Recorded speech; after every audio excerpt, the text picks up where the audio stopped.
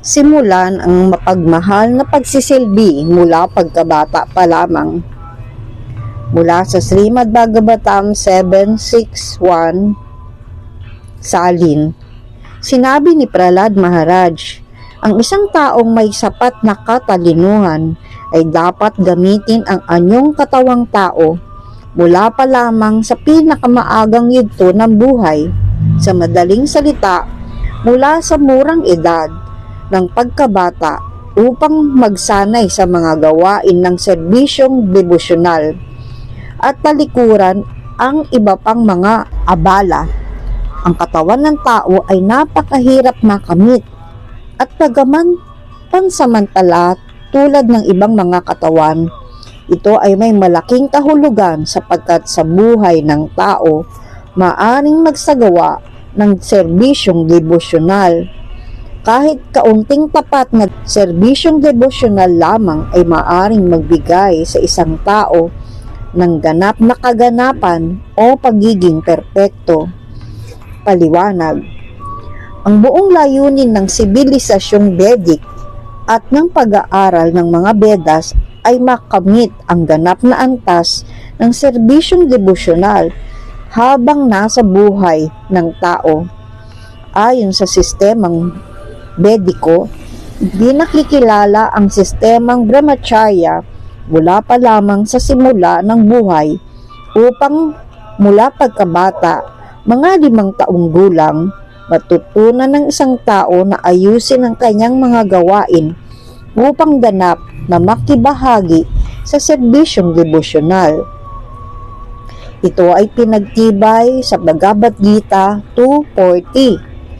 Ito'y nangangahulugang kahit kaunting pag-unlad sa landas na ito ay makapagliligtas sa isang tao mula sa pinakamatinding uri ng takot. Ang makabagong sibilisasyon na hindi sumusunod sa mga hatol ng literaturang Vediko ay nagiging napakalupit sa mga kasapi ng lipunang pantao.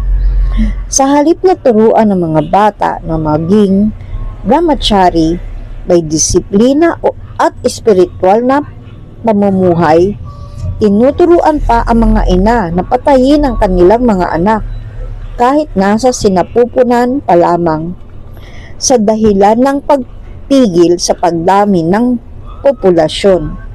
At kung sakaling mabuhay ang bata, siya ay tinuruan lamang para sa kasiyahan ng mga pandama. Dahil dito, unti-unting nawawala sa buong mundo ang interes ng sangkatauhan sa tunay na layunin ng buhay. Sa katunayan, ang mga tao ay namumuhay na parang mga pusa at aso. Sinasayang ang mahalagang buhay ng tao at naghahanda lamang na muling ipanganak sa mas mababang uri ng buhay sa loob ng 8,400,000 na uri ng nilalang. Ang kilusang Krishna Consciousness Movement ay nagnanais na maglingkod sa sangkatauhan sa pamamagitan ng pagtuturo ng serbisyong devosyonal. Ito ang makapagliligtas sa tao mula sa muling pagbagsak sa antas ng buhay hayop, gaya ng naipaliwanag na ni Prahlad Maharaj.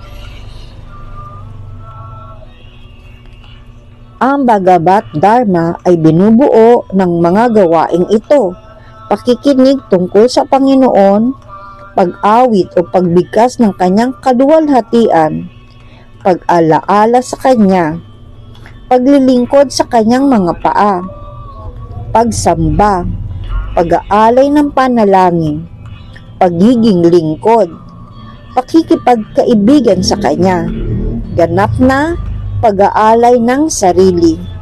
Ang lahat ng paaralan, kolehiyo, universidad at maging sa tahanan, dapat turuan ang mga bata at kabataan na makinig tungkol sa kataas-taasang personalidad ng Diyos.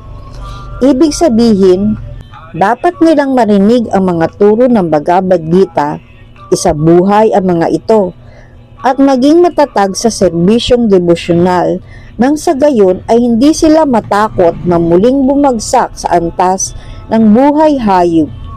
Ang pagsunod sa Bhagavata Dharma ay ginawang napakadali sa panahong ito ng Kali Yuga.